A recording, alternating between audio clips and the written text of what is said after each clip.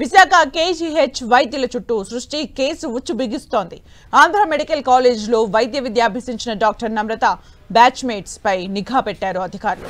దీంతో ఈ కేసులో మరిన్ని అరెస్టులు జరిగే అవకాశం ఉన్నట్లు తెలుస్తోంది. కేవలం వైద్యులపైనే కాకుండా సిబ్బంది, నర్సుల ప్రమేయం పైన కూడా అధికారులు ఆరా తీస్తున్నారు. ఇప్పటికే 3 వైద్యుల్ని అరెస్ట్ చేశారు పోలీసులు.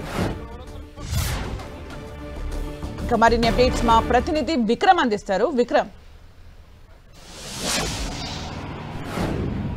సృష్టి హాస్పిటల్కి సంబంధించి నిర్వహిస్తున్న డాక్టర్ నమ్రత వ్యవహారంలో తవ్వే కొద్ది అక్రమాలు ఒక్కొక్కటిగా వెలుగు చూస్తున్నట్టు కనిపిస్తున్నాయి. ప్రస్తుతానికి ఇటు తెలంగాణకు చెందినటువంటి పోలీస్ శాఖ అధికారులు, ఇటు దేవాదాయ శాఖ, వైద్య ఆరోగ్య శాఖ అధికారులు కలిసి చేస్తున్న దర్యాప్తులు అనేక వ్యవహారాలు బయటపడుతూ ఉన్నాయి. ఏదైతే కేజీహెచ్ ఆంధ్ర మెడికల్ కాలేజీ ఉన్నటువంటి 1988 బ్యాచ్లో చదువుతున్నటువంటి విద్యార్థులు ఎవరెవరు ఉన్నారో వాళ్ళందరికీ సంబంధించి మా పోలీస్ శాఖ ఆరా తీస్తుంది. డాక్టర్ నమ్రత 1988లో మెడిసిన్ పూర్తి చేశారు. ఆ బ్యాచ్ కు సంబంధించి 3 వైద్యులను ఇప్పటికే పోలీసులు పూర్తి ఆధారాలతో అరెస్ట్ చేయడం జరిగింది.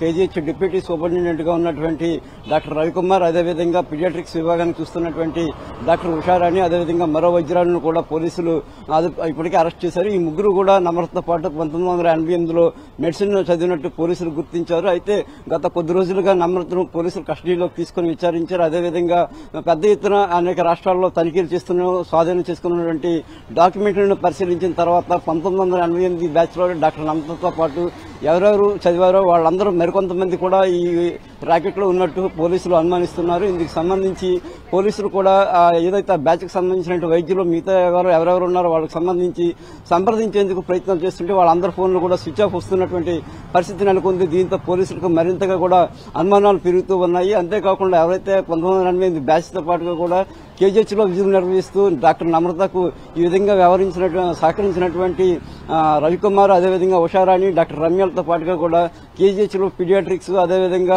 ఒబెసిటీ వంటి విభాగాల్లో పనిచేస్తున్నటువంటి మరికొంతమంది వైద్యుల పాత్రలు కూడా ఆరా తీస్తున్నారు. దీంతో పాటు కూడా వైద్య ఆరోగ్య శాఖ అధికారులు ఇప్పటి వరకు కూడా ఎందుకు దీని మీద దృష్టి సారించలేదు, లైసెన్స్ లేకుండా ఇన్ని సంవత్సరాల పాటు ఫెర్టిలిటీ సెంటర్ విశాఖలో నిర్వహిస్తుంటే ఎందుకు తనిఖీలు చేయలేదు, వాళ్ళ సహకారం ఎంతవరకు ఉంది, ఏ రకంగా వాళ్ళు సహకరించి ఉంటారనే దాని మీద కూడా పోలీసులు పూర్తి స్థాయిలో దర్యాప్తు చేస్తూ ఉన్నారు. రోజు రోజుకి విచారణ చేస్తున్న కొద్దీ మరిన్ని ఆశ్చర్యపోయే అంశాలన్నీ వెలుగు చూస్తుండటంతో పోలీసులు కూడా డాక్టర్ నమ్రత సాగించిన వ్యవహారాలను చూసి నివ్వెరపోతున్నటువంటి పరిస్థితి ఉంది. సుమిత్ర, థాంక్యూ విక్రమ్.